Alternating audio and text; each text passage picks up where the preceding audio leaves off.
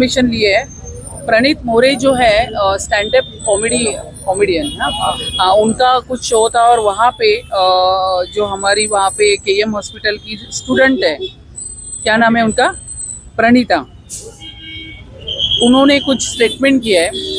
मला असं वाटतं अभिव्यक्तीचं स्वातंत्र्य हे प्रत्येकाला आहे, पण त्याचा अर्थ हा नाही की तुम्ही त्याचा अतिशय घाणेरडा अशा पद्धतीने स्टेटमेंट करणार।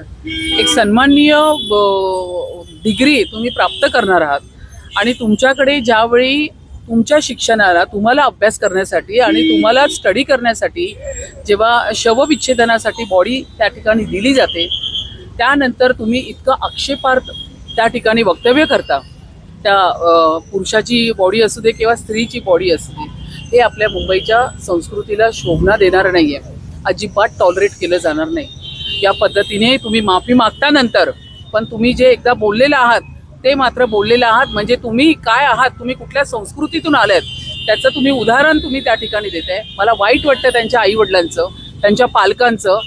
आईवडील कर्ज लोन सगळं काढून तुम्हाला शिक्षण देतात, तुम्हाला हॉस्पिटलला त्या ठिकाणी एक तर मुंबईसारख्या ठिकाणी ॲडमिशन मिळणं म्हणजे केवढी मोठी गोष्ट आहे। करोडो रुपये खर्च करून तुम्हाला ह्यासाठी पाठवतात।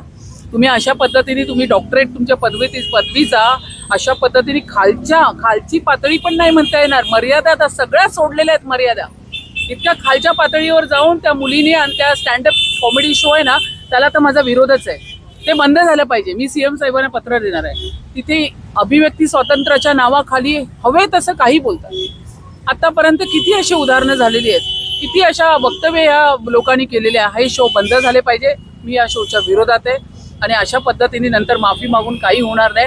तुम्ही ह्या पद्धतीने इतक्या खालच्या पातळीचं जे तुम्ही स्टेटमेंट केलेलं आहे, जे मला बोलायलाही लाज वाटते, त्याच्यातून तुमची संस्कृती दिसते। आई वडिलांचे कष्ट तुम्ही पाण्यात घातलेले आहेत आणि अतिशय खालच्या दर्जाचं तुम्ही वक्तव्य केलेलं आहे। जरी तुम्ही स्टुडंट असले तरी चुकीला माफी नाही। मॅडम